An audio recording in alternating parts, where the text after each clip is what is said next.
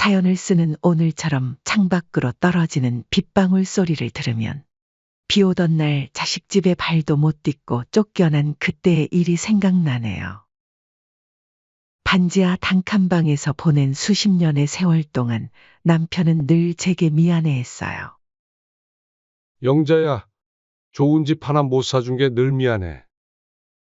라고 말하곤 했죠. 하지만 저는 괜찮았어요.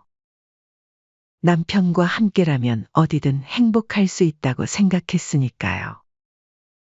저는 16살 때부터 남의 집 식모살이를 시작했어요. 아침부터 밤까지 일하면서도 따뜻한 잠자리 하나 없었죠. 차가운 마루에서 밤새 떨다가 새벽이면 다시 일어나 부엌으로 향하는 게 일상이었어요.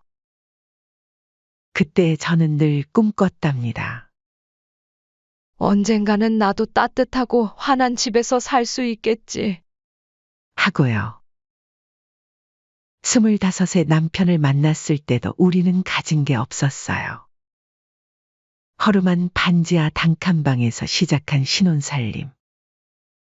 장마철이면 습기 차는 벽지가 떨어지고 천장에서는 물방울이 뚝뚝 떨어졌죠. 그래도 저희는 행복했어요. 남편은 매일 아침 영자야, 조금만 더 참고 나중에는 꼭 좋은 집으로 이사 가자. 라고 약속했거든요. 하지만 세월은 그리 녹록지 않았어요. IMF가 터지면서 남편이 다니던 회사가 망했고 그 후로는 식당 일도 하고 장사도 해보았지만 늘 제자리였죠. 그래도 남편은 포기하지 않았어요. 밤늦게까지 일하고 돌아와서도 통장을 보며 이제 조금만 더 모으면 될 것 같아. 라고 말하곤 했습니다. 하지만 행복한 날도 잠시. 불행은 예고 없이 찾아왔죠. 어느 날 갑자기 남편이 쓰러졌어요. 간암 말기. 시간이 얼마 남지 않았다는 의사 선생님의 말씀에 저는 하늘이 무너지는 것 같았죠. 하지만 남편은 오히려 저를 위로했어요. 영자야, 괜찮아. 내가 마지막 선물 하나 준비해뒀으니까. 그리고 며칠 뒤 남편은 떨리는 손으로 한 장의 서류를 내밀었어요. 신축 아파트 분양 계약서였어요.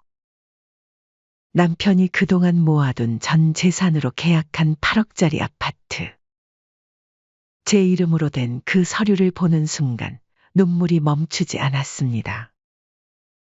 영자야, 미안해. 더 좋은 걸로 해주지 못해서. 그래도 이제 우리 마누라 좋은 집에서 살게 되겠네. 병실에 누워있는 남편은 그렇게 웃어 보였어요. 여보, 이런 거 하지 말지.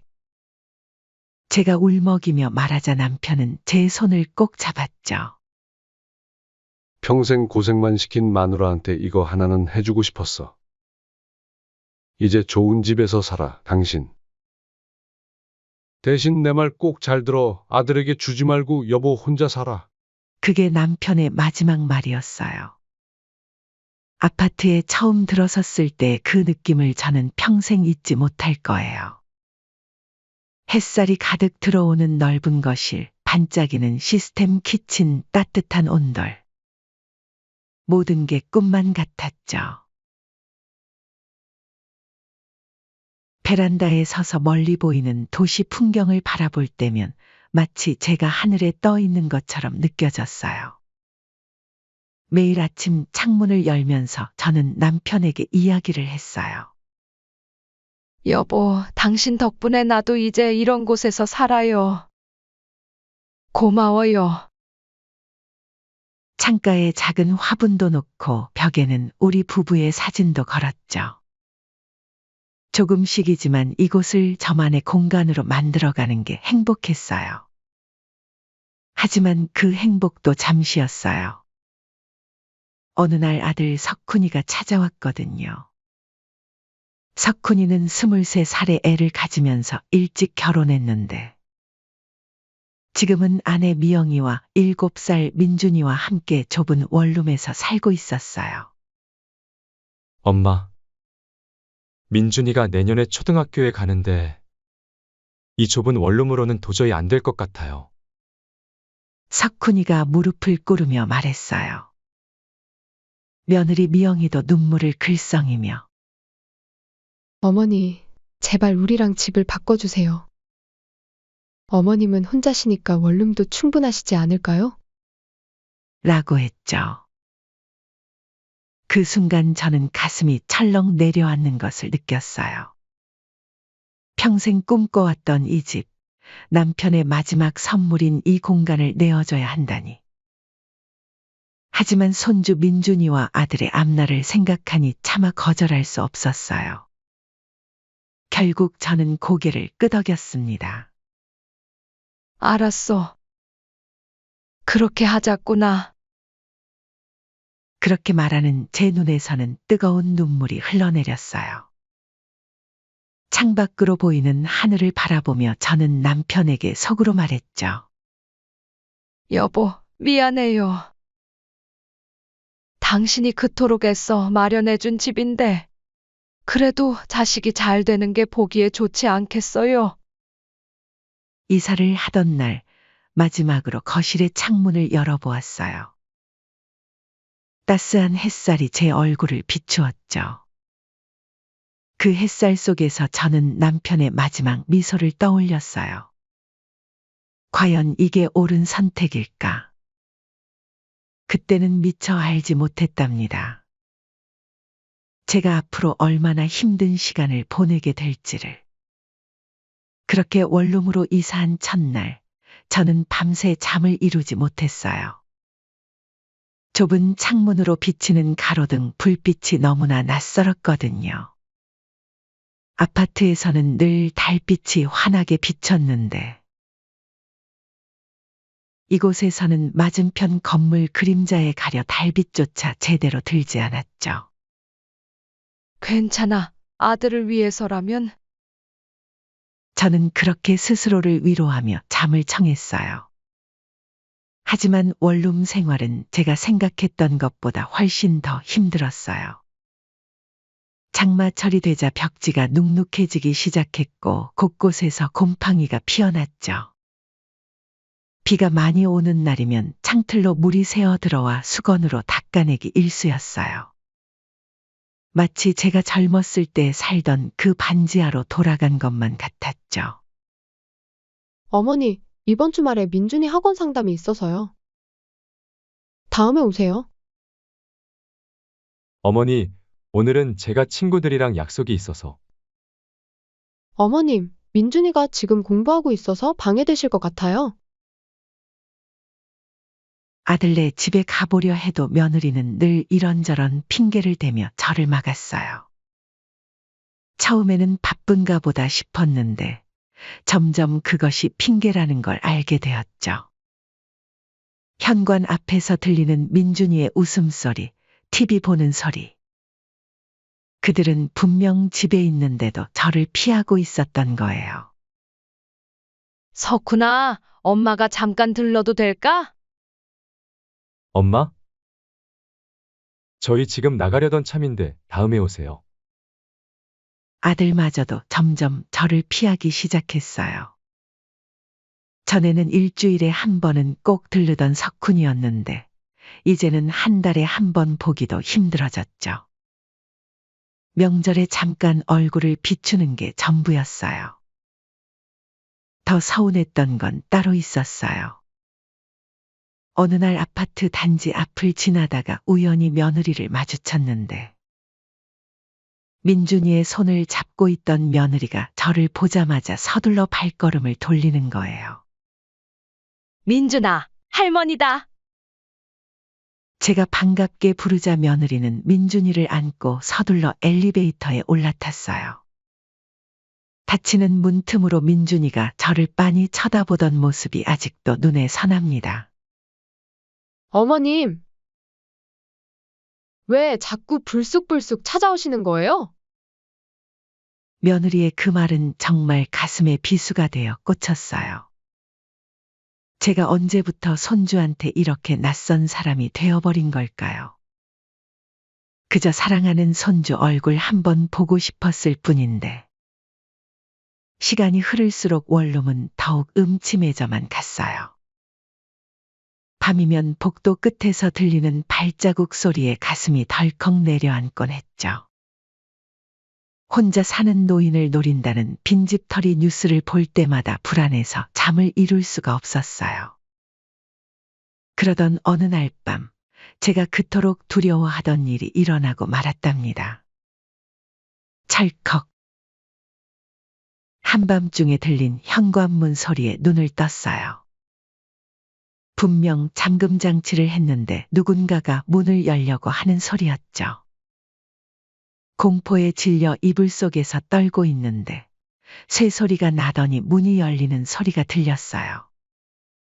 도둑이 들어온 거였죠. 누구세요? 여기 사람이 있어요. 겨우 이 말을 내뱉었는데 그림자가 휙 하고 사라졌어요.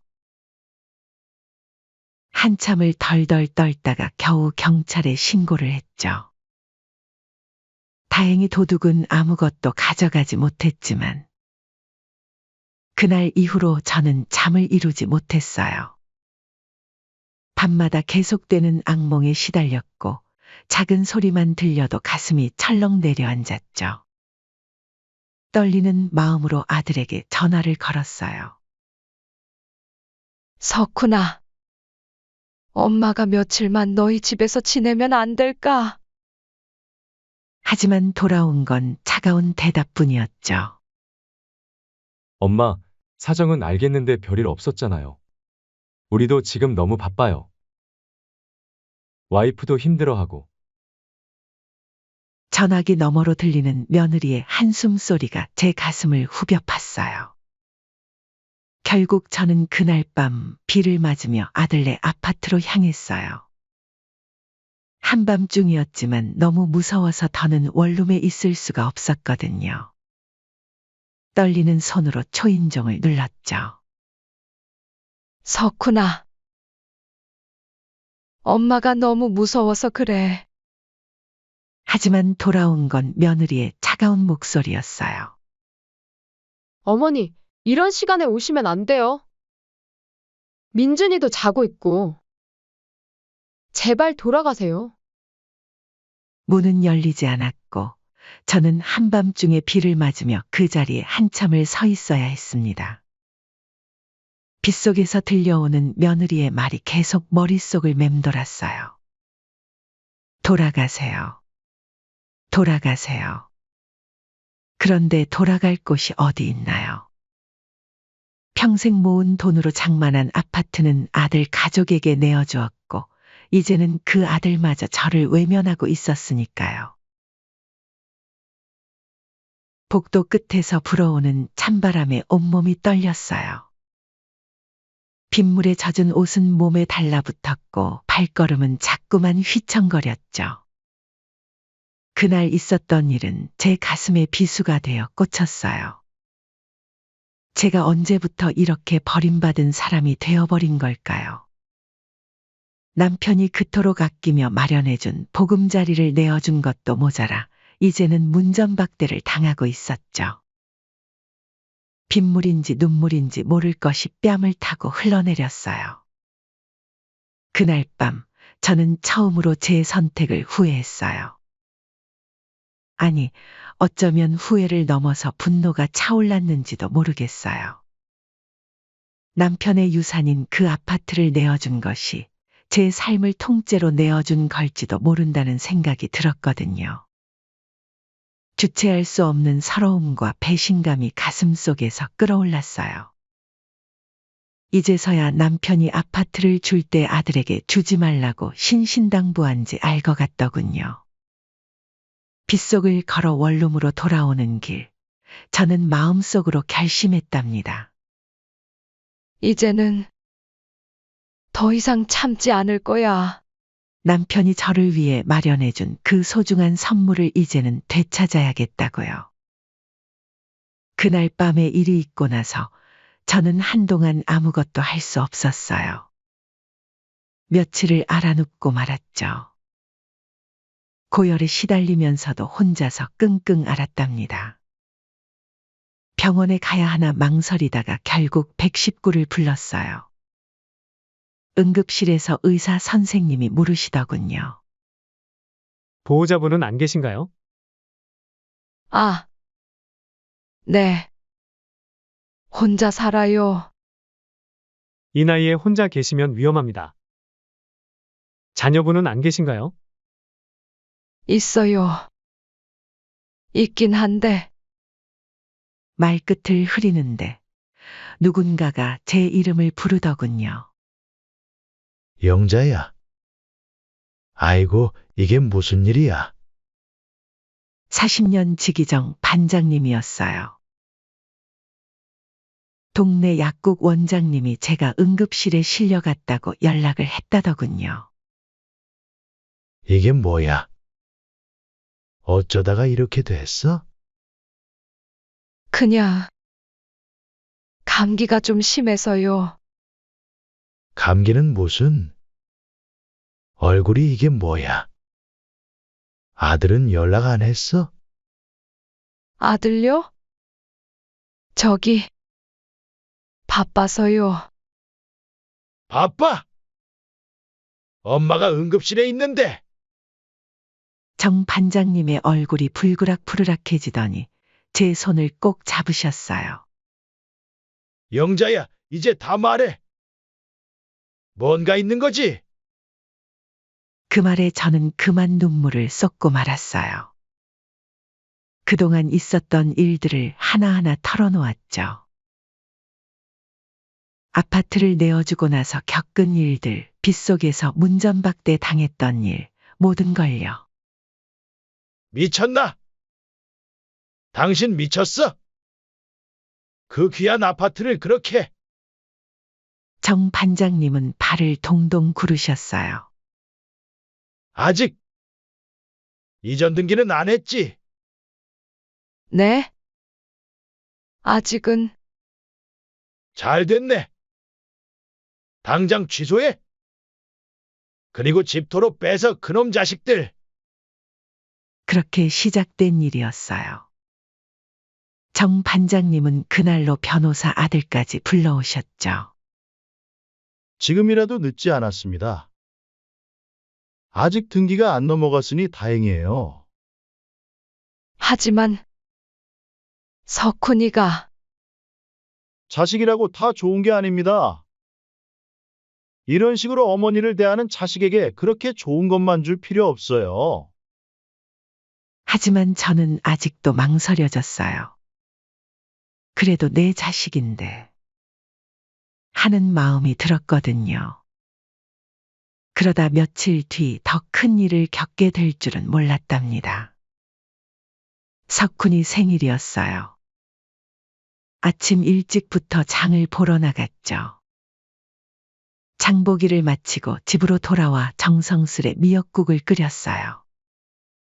남편이 살아있을 때는 늘 셋이서 먹던 미역국인데 이제는 혼자 끓이려니 마음이 쓸쓸하더군요.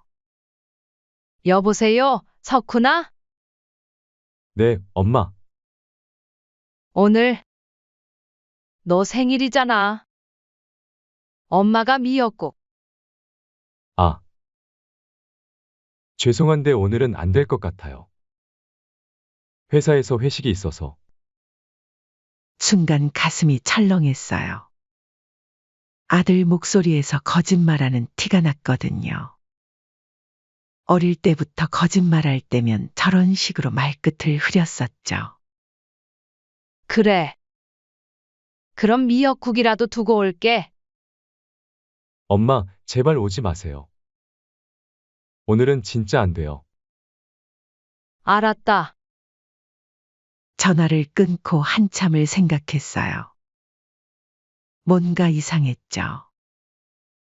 아들은 원래 회식이 있으면 전날부터 말했었거든요. 결국 저는 미역국을 들고 아파트로 향했어요. 멀리서도 환한 불빛이 보였죠. 엘리베이터를 타고 올라가는데 웃음소리가 들렸어요. 14층, 15층. 문이 열리자 더 선명한 소리가 들렸죠. 장모님 이렇게 와주셔서 정말 감사해요. 자, 우리 민준이가 아빠 생일 케이크 잘라보자. 고서방 생일인데 당연히 내가 와야지. 사돈댁 식구들과 함께 파티를 하고 있었던 거예요. 저만 빼고. 손에 든 미역국 그릇이 떨어질 것만 같았어요. 다리에 힘이 풀려 벽에 기대어 섰죠. 그때 현관문이 벌컥 열렸어요. 택배를 받으러 나온 며느리였죠. 어머니? 미역국. 두고 가려고 했는데 어머니, 지금? 안에서 웃음소리가 더 크게 들렸어요. 장모님, 이 음식 더 드셔보세요. 우리 사위가 최고야. 며느리의 얼굴이 창백해졌어요. 어머니. 이건 그래. 이제 알겠다. 미역국 그릇을 내려놓으려는데 현관문 틈으로 석훈이가 보였어요. 여보, 누구야? 뭔데 이렇게 오래 걸려?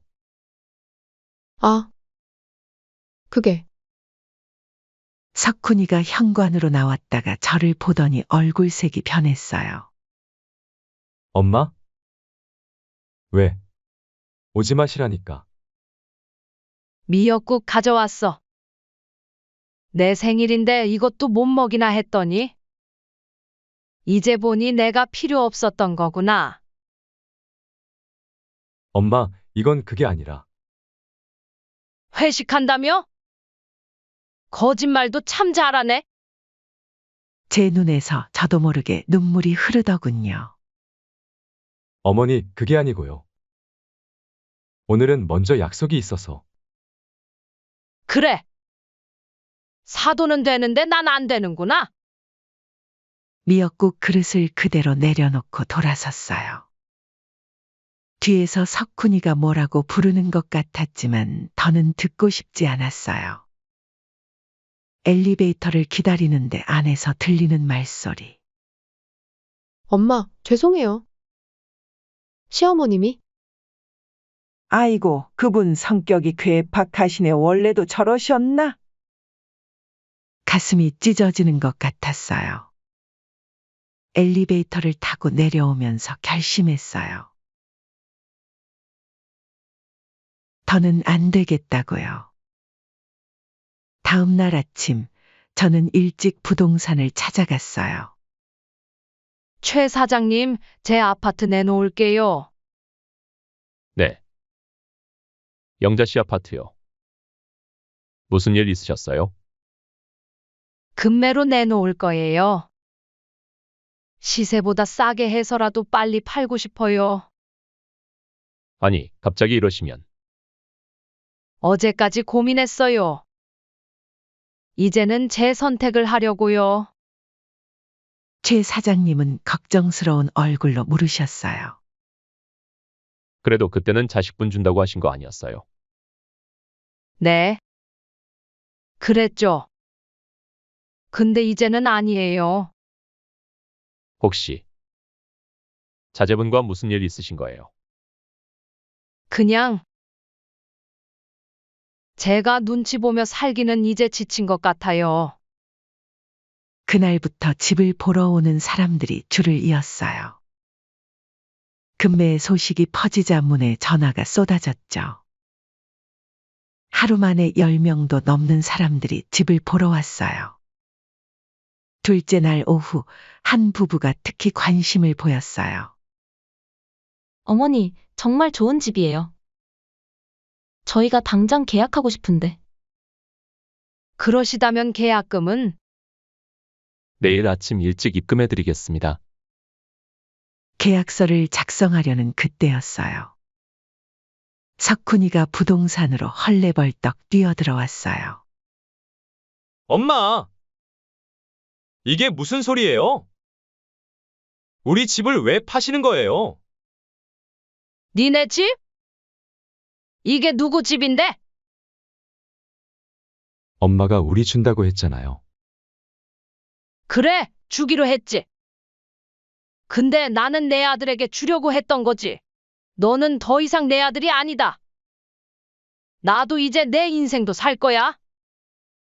석훈이가 무릎을 꿇었어요. 엄마. 제발요. 민준이 학교도 여기고. 우리가 잘못했어요. 앞으로는 잘할게요. 잘못? 뭘 잘못했는데? 그동안 엄마를 너무 소홀히 했어요. 제가 불효자였어요. 그제서야 알았니? 내 생일날 미역국도 못 먹이게 하고 네 엄마를 문전박대하는 불효자식은 더 이상 내 자식이 아니다. 석훈이의 얼굴이 하얗게 변했어요. 엄마. 그거 다 봤어. 다 들었어. 사돈들이랑 다 모여서 즐겁게 지내는 거. 나만 빼고. 내가 그렇게 부끄러운 존재였니? 그때 며느리도 부동산으로 들어왔어요. 어머니, 저희가 큰 잘못을 했네요. 용서해 주세요. 용서?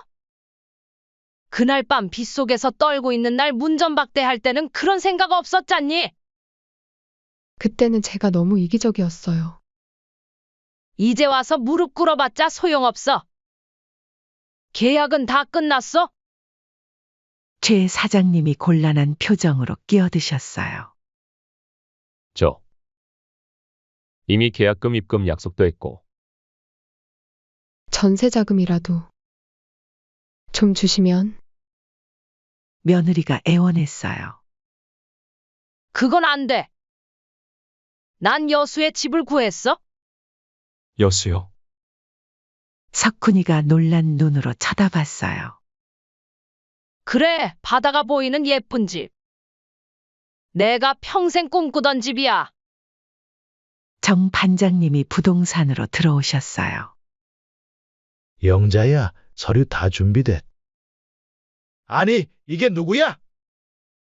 정 반장님. 아, 이게 그 배은망덕한 아들하고 며느리구나. 석훈이가 정 반장님께도 굽실거렸어요. 너가 그러고도 자식이냐? 너희 어머니가 얼마나 서러웠는지 알기나 해? 정 반장님의 호통에 아들 부부는 고개를 들지 못했어요. 혼자 사는 어머니를 이런 곳에 처박아 두고 그것도 모자라 문전박대를 하고 그러고도 자식이라고 할 수 있어? 며느리가 울면서 말했어요. 저희 진짜 잘못했어요. 다시는 그러지 않을게요. 이제 와서 그게 무슨 소용이야? 영자야, 흔들리지 마. 이 애들 말에 넘어가면 안 돼. 정 반장님 말씀이 맞았어요. 이제 와서 눈물을 보인다고 해서 달라질 게 없었으니까요. 엄마, 제발. 마지막 기회를 주세요. 저희가 정말 잘못했어요. 너희한테 줄 기회는 이미 지났어. 한 달 안으로 이사 나가. 엄마. 우리 보고 어디로 가라는 거예요? 그건 나도 몰라. 너희가 날 내쫓았을 때 난 어디로 갈게? 석훈이는 그 자리에 주저앉고 말았어요. 며느리는 계속해서 애원했죠. 어머니, 민준이 학교는 어떡하고. 그건 내가 알아서 해. 난 더 이상 너희 걱정할 필요 없으니까. 정 반장님이 서류를 들고 오셨어요. 자, 영자야. 이제 계약서만 쓰면 돼. 엄마. 제발. 석훈이가 다시 한번 울부짖었어요. 이제 그만해. 너무 늦었어. 계약서에 도장을 찍는 순간 제 마음이 이상하게 가벼워졌어요. 그동안 짊어지고 있던 무거운 짐을 내려놓은 것 같달까요. 마지막 날 이삿짐을 싸는 석훈이네를 보며 마음 한켠이 아팠어요. 그래도 내 자식인데 하는 생각이 들었죠. 하지만 이제는 돌이킬 수 없었어요. 어머니, 저희가 이렇게 될 줄은 몰랐어요. 며느리가 마지막으로 찾아왔어요. 나도 몰랐다. 내가 이런 대접을 받을 줄은. 저희가 너무 이기적이었죠. 이제 와서 그런 말해도 소용없어. 너네가 흘리는 눈물은 악어의 눈물이다. 며느리는 눈물을 흘리며 돌아섰어요. 문턱을 넘어가는 며느리를 보며 문득 생각났어요. 그날 밤 제가 빗속에서 떨며 서 있을 때의 일이. 이제 저는 새로운 시작을 하려고 해요. 여수의 작은 주택에서 제 인생을 새롭게 써내려 가려고요. 더 이상은 누구에게도 제 행복을 양보하지 않을 거예요. 정 반장님 말씀처럼 이제는 제 인생을 살아야 할 때예요. 뒤돌아보지 않고 후회하지 않고 당당하게 살아갈 거예요. 남편이 그토록 바라던 것처럼요. 석훈이네가 이사 가는 날, 저는 창밖으로 보이는 하늘을 바라보며 생각했어요. 이제야 진정한 자유를 얻은 것 같다고요. 더 이상 구차하게 자식 눈치 보며 살지 않아도 된다는 해방감이 가슴 가득 차올랐어요. 이제는 정말 내 삶을 살 수 있겠네요, 여보. 하늘에 계신 남편에게 마지막 인사를 건넸어요. 이제 저는 새로운 길을 걸어갈 거예요. 누구의 엄마가 아닌 그저 제 자신으로서의 삶을 살아갈 거예요. 그렇게 여수로 내려온 지도 벌써 몇 달이 훌쩍 지났어요. 아침마다 창문을 열면 푸른 바다가 보이는 이곳에서 저는 매일 새로운 행복을 발견하고 있답니다. 영자 씨, 오늘도 일찍 나오셨네요. 네. 아침 바다가 너무 예쁘잖아요. 아파트 돈으로 산 이 집은 비록 크진 않지만 마당이 있어서 좋아요. 꽃도 심고 작은 텃밭도 가꾸면서 소소한 즐거움을 누리고 있죠. 아침이면 이웃 할머니들과 바닷가를 걸으며 이야기꽃을 피우고 저녁이면 마당에 앉아 별을 보며 차 한 잔 마시는 것이 일상이 되었어요. 여보, 이제야 저도 제대로 된 제 삶을 살고 있네요. 며칠 전에는 정 반장님이 놀러 오셨어요. 영자야, 너 얼굴이 달라졌다. 네? 그래요? 그래, 훨씬 환해졌어. 웃음도 많아지고. 정 반장님 말씀처럼 요즘 제 얼굴에는 웃음이 가득하답니다. 더 이상 눈치 보며 살지 않아도 되니까요. 여수에서 만난 이웃들은 제 사연을 듣고 모두들 제 선택을 지지해 주었어요. 참 잘하셨어요. 자식이 그럴 수는 없죠. 우리도 나이 들면 당당하게 살아야 해요. 석훈이네는 시외곽의 다세대 주택으로 이사 갔다고 해요. 가끔 안부 전화가 오지만 저는 더 이상 마음이 흔들리지 않아요. 제 선택이 옳았다는 걸 날이 갈수록 더 확신하게 되니까요. 마당에는 제가 좋아하는 장미도 피고 방울토마토도 열렸어요. 남편이 살아계셨다면 얼마나 좋아하셨을까 하는 생각도 들지만 이제는 그리움보다는 감사함이 더 크게 느껴져요. 여보, 덕분에 이렇게 좋은 곳에서 살게 됐네요. 고마워요. 바닷가 산책을 마치고 돌아오는 길, 저는 매일 시장에 들러요. 신선한 생선도 사고 제철 과일도 사면서 이웃들과 정을 나누게 되었죠. 시장 상인들과도 이제는 모두 친구가 되었어요. 어머님, 오늘은 고등어가 참 좋아요. 영자 씨, 이 딸기 맛보고 가세요. 이렇게 따뜻한 정이 오가는 삶. 제가 그토록 바라던 거였는데 이제야 찾았네요. 지난주에는 동네 노인대학에도 등록했어요. 노래교실도 다니면서 새로운 즐거움을 찾아가고 있답니다. 처음으로 제 자신을 위한 시간을 갖게 된 거예요. 영자 씨는 노래를 참 잘 부르시네요. 아이고, 부끄럽네요. 가끔은 손주 민준이 생각이 나기도 해요. 하지만 그것도 잠시. 이제는 제 행복이 더 소중하다는 걸 알게 되었으니까요. 할머니들끼리 제주도 여행 한번 가볼까요? 좋지요. 우리 이제 우리 인생 즐기면서 살아야죠. 내일은 이웃 할머니들과 제주도 여행을 가기로 했어요. 평생 처음 가보는 제주도. 설렘이 가득하네요. 이렇게 하루하루를 살다 보니 문득 깨달았어요. 행복은 멀리 있는 게 아니었다는 걸요. 그저 제가 선택하지 못했을 뿐. 이제는 알아요. 제 인생의 주인공은 바로 저라는 걸. 그리고 앞으로도 그렇게 살아갈 거예요. 여보, 저 이제 정말 행복해요. 바다를 보며 조용히 미소 짓는 저희 모습이 아마도 남편이 진정으로 바라던 모습이 아니었을까요? 제 사연은 여기까지입니다. 지금 와서 돌이켜보면 남편이 아들에게 주지 말라고 신신당부하던 약속을 깨고 아들에게 줬었던 제가 너무나도 어리석었다는 생각이 들어요.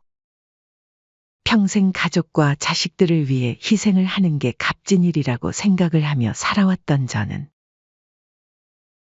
여수로 내려와 새 삶을 살게 된 후로 너무나 행복한 하루를 보내고 있답니다. 여러분은 저와 같은 실수를 하지 않았으면 해요. 자식도 중요하지만 제 자신이 더 중요하답니다. 여러분은 어떻게 생각하시는지 댓글로 남겨주세요. 오늘도 행복한 하루 되시고 늘 건강하시길 바랄게요. 감사합니다.